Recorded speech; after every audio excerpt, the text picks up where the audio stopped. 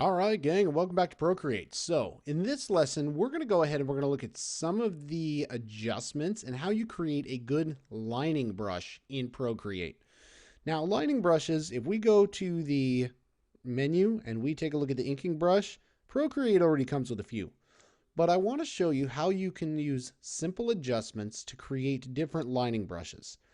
So, let's go ahead and add a new brush. Now, let's go ahead and select a shape. And again, every brush comes with a shape. I'm going to go ahead and I'm going to use the medium brush because in a lining brush, I don't want the edges to be super fuzzy. And then when we work on a grain, you can use any grain you want, but for my lining brushes, I like to make the lining brush grains relatively smooth. Now, depending on what your artistic need is for these, you can go through and create your own. I'm going to go ahead and use some that are fairly smooth on this. So I'm going to go through and I'm going to pull, I don't know. Let's grab the concrete. All right, perfect. Now, so I've got the medium shape. I've got the concrete grain, but my brush doesn't look anything like a lining brush. So this is where we really work with the streamline. We turn that bad boy all the way up to begin with. And now we make sure size is maxed out and we increase the taper on the start and we increase the taper on the finish. All right. Now we can even drop down the size a little bit if we wanted to, but I recommend you keep it all the way up. In terms of general, keep your size relatively small.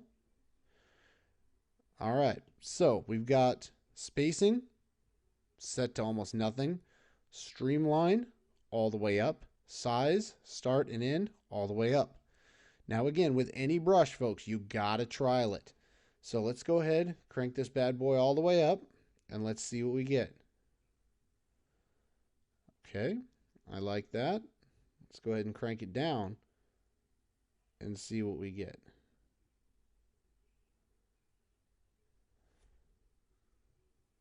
Okay. Now, what I might do, I think streamline's up a little bit high for me. I'm going to go ahead and crank it down to about 85.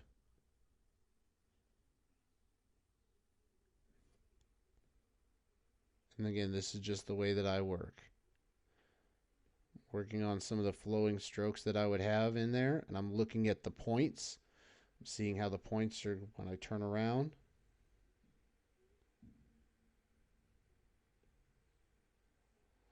All right, so when you're relatively happy with that, you can go into the brush panel, and we can call this lining brush 2.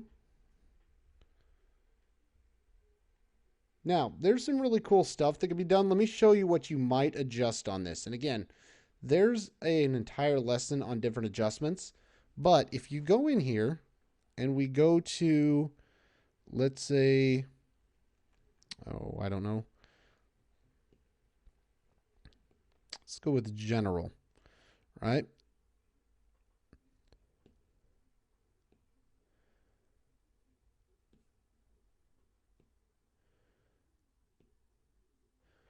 All right, so now if you come in and you decide to go to stroke, editor, go back to where I'm going to make this adjustment.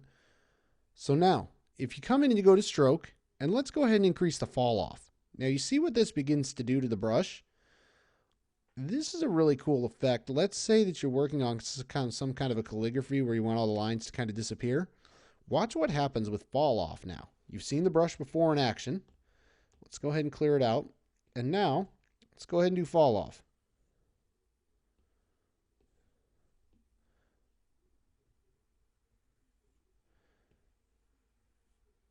This is a nice way to watch your lines go into oblivion there. And if you want to increase it, you turn the fall off until you get these really short lines.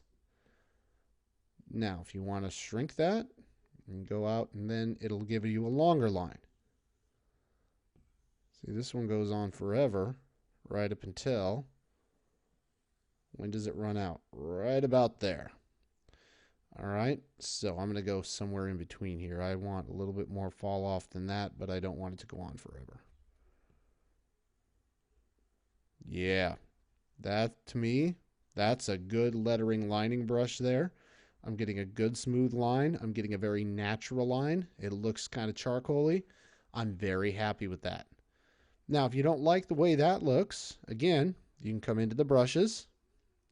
We can go to the source, and let's say you don't like that grain.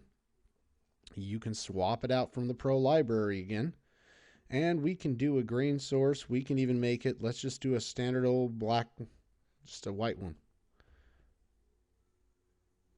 Look at that go. There we go. That's a sexy brush. All right, folks, I hope that helped out. I hope now you've got a lining brush.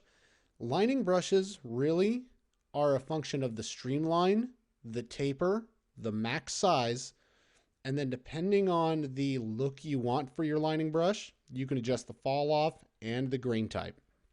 All right, folks, that's it for lining brushes. Let's go ahead and get on to the next lesson.